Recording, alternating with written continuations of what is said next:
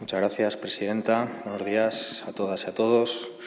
Comienzo con dos previas obligadas, respuestas a intervenciones del Partido Popular y Vox.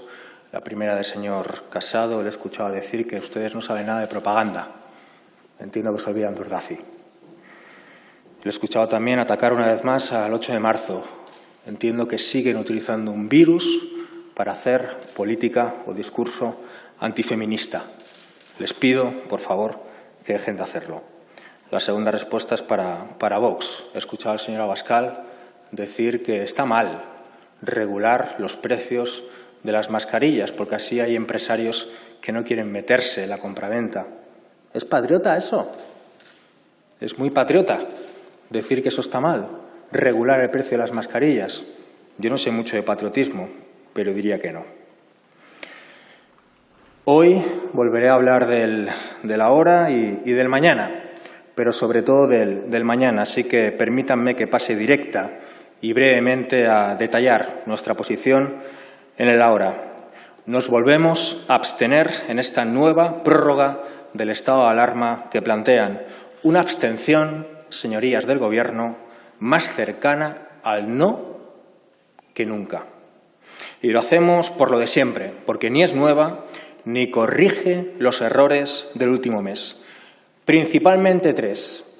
El primero, el perverso equilibrio entre salud y economía que siguen manteniendo, obviando que sin salud no hay economía, obviando que sin salud no hay nada. Si el capital no es absolutamente nada sin el trabajo, todo es absolutamente nada sin la vida. Y en esa perversa dicotomía entre economía o vida en la que entran, los denominados trabajos no esenciales se convierten simplemente en personas no esenciales y, por lo tanto, prescindibles. Bajo nuestro punto de vista, es terrible. Lo repetimos una vez más. No tiene ningún sentido que con miles de contagios cada día no se pueda ir a un velatorio, pero sí que se pueda ir al trabajo en metro. No tiene ningún sentido que un adulto pueda ir a por tabaco, pero que un niño no pueda ir a jugar. No tiene ningún sentido que la gente se pueda seguir pidiendo hamburguesas por Deliveroo, pero que no puedan enterrar a sus padres. No tiene ningún sentido. Bueno, solamente uno. Solamente tiene un sentido. Que ustedes estén manejando con una mano los datos del virus y con la otra el teléfono de la patronal. Señorías del Gobierno, nos hicieron caso con la flexibilización del superávit de los ayuntamientos. Nos hicieron caso con la renta mínima garantizada. Nos hicieron caso con la salida de niños y niñas. Y nos hicieron caso con la reducción del IVA en el material sociosanitario. Háganos caso ahora. No abran la mano. De las 6 condiciones de la OMS para abrir el confinamiento, para flexibilizar el confinamiento, España no cumple ni una. Ni una. Solo hay algo peor que un confinamiento. 2 confinamientos. Y abriendo la mano, vamos de cabeza. El segundo error, oportunismo recentralizador. Ustedes lo negarán 10 veces y nosotros lo repetiremos 10 veces más. Desde el minuto 0 de esta crisis han optado por el ordeno y mando y por la bunkerización en muchos momentos. Lo decimos claramente, la recentralización agrava la situación. El país más centralista y el más federal de Europa, 2 ejemplos, Francia y Alemania, el mando único desde el Elíseo o la socialización del poder de decisión en 16 Länders dan como resultado 18.000 y 4.000 muertes respectivamente. Repito, La recentralización agrava la situación. Y no es nacionalismo, ni es etnicismo, ni es chauvinismo, es pura y simple eficiencia. Ninguna administración conoce mejor el terreno como la local, la municipal y la autonómica. Se conoce mucho mejor lo que se necesita y lo que pasa en Sabadell, Cáceres o Vitoria desde un despacho de Sabadell, Cáceres o Vitoria que desde un despacho de un ministerio de Madrid. El estado de alarma nacional podría y debería dejar paso ya a la gestión territorial asimétrica de la alarma. Solo un tratamiento quirúrgico y milimétrico de esta crisis nos hará salir de esta crisis. Y eso pasa porque las comunidades autónomas recuperen desde ya sus respectivas competencias. Lo que vale, señorías, para la Latina no vale para Oyarzún. Y lo que vale para Prat de Lluçanès no vale para el Cabanyal. El tercer error, la comunicación. Y esto realmente vale para todos. ¿Qué creen que piensa la gente normal cuando nos oye? ¿Qué creen que piensa la gente normal cuando nos ve en ruedas de prensa, sobre todo ustedes? Intentemos ser normales comunicando, por favor, porque tan anormal es ver por la mañana a un señor de uniforme hablando de las naranjas que ha robado no sé quién en no sé dónde, como ver por la tarde a un señor de traje haciendo numerología conspiranoica de cuántas mascarillas han enviado, es igual de anormal. Nos pedimos a todos ser normales, porque ni un uniforme militar, ni una corbata negra, ni una rojigualda media asta, ni una tricolor republicana, ni una estelada curan el COVID-19. Créanme, lo revolucionario hoy es ser normal frente a un micro. Y eso pasa porque no comuniquen militares ni fanáticos, sino expertos y políticos. Dos ejemplos. El primero, está muy bien luchar contra los bulos, muy bien. Está muy bien luchar contra la bulocracia, pero oír a un GEMAT decirlo, personalmente da pavor. Pavor. Si colocan al zorro a vigilar las gallinas, se las comerá. Y el segundo ejemplo, dejar salir a los niños no es dejar que acompañen a sus padres a los recados. Es establecer un plan como ha hecho la Generalitat y concretamente la Consellería de Salud de franjas horarias establecidas por edades y zonas de juego habilitadas y controladas para ello. Ustedes anuncian y rectifican, y eso no es comunicar, eso es alarmar y confundir. Les recuerdo algo, sobre todo a usted, señor presidente. Churchill ganó la guerra y 2 meses después perdió las elecciones, simplemente porque no lo supo comunicar. El mañana, hablemos del mañana. Si es difícil interpretar el pasado, lo es aún más predecir el futuro. Pero nuestra obligación como políticos es saber prever escenarios aun a riesgo de equivocarnos, adelantarnos y aportar soluciones. Y con el debido respeto. A quien no le guste esto, a quien solamente le guste escuchar dogmas inamovibles, que se pongan a misa. Así que hablemos del mañana. Demos respuesta a la hora que.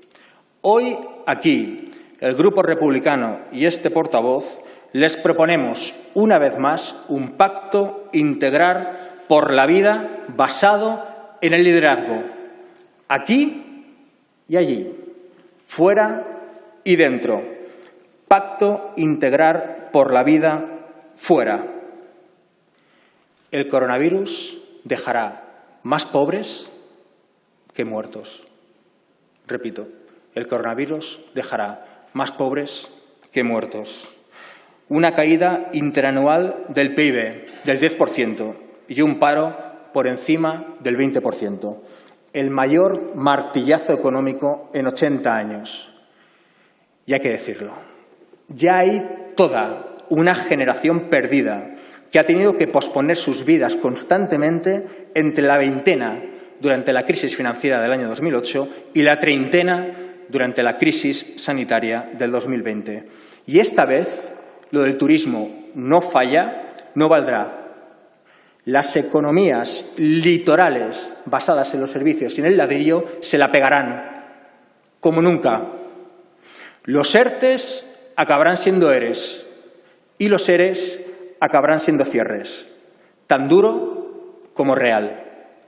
Pero nuestro mayor enemigo no será el virus y la miseria que vendrá. Señorías, nuestro mayor enemigo será la codicia, será el odio y será la indiferencia que comportará. Aún más duro y aún más real. No habrá peor asintomático que el asintomático de la pobreza, de la miseria y del dolor ajeno. En lo venidero, la tentación por la depredación, por el hombre como lobo del hombre, por el sálvase quien pueda, será enorme. La tentación por escuchar a los Orbán, a los Trump y a los Abascal será enorme. Y es nuestro deber, como representantes públicos, decir, repetir y defender cuantas veces haga falta que lo que nos hace humano no son decisiones individuales, sino la suma de decisiones colectivas para la protección del otro y que de todas ellas una prevalece por encima de todas, la sanidad pública. Lo que nos hizo humanos, señorías, no fue ni el fuego ni la rueda, fue la pulsión de proteger y salvar al otro. Si de esta crisis en el hoy se sale con test y test, en el mañana se saldrá con lo público y lo público, y sobre todo con un convencimiento que lo público jamás, nunca más, debe estar ligado a lo especulativo. Ante estimaciones de una caída del PIB del 10-15%, solo cabe una solución tan ambiciosa como necesaria: una reforma fiscal profunda, sustentada en un impuesto de patrimonio valiente, en un impuesto sobre la riqueza financiera valiente y en un impuesto sobre las transacciones financieras valiente. Señorías del Gobierno, no les pido que sean muy de izquierdas, les pido que sean muy valientes. España es la cuarta economía de la zona euro. El número de millonarios se ha multiplicado por 5 en 10 años. Y, en cambio, España es el tercer país más desigual de la Unión Europea. ¿Cómo se come esto? ¿Cómo se come? Pues porque la riqueza en unas pocas manos no solo no genera eficiencia económica, sino que supone una amenaza directa para la libertad de la ciudadanía.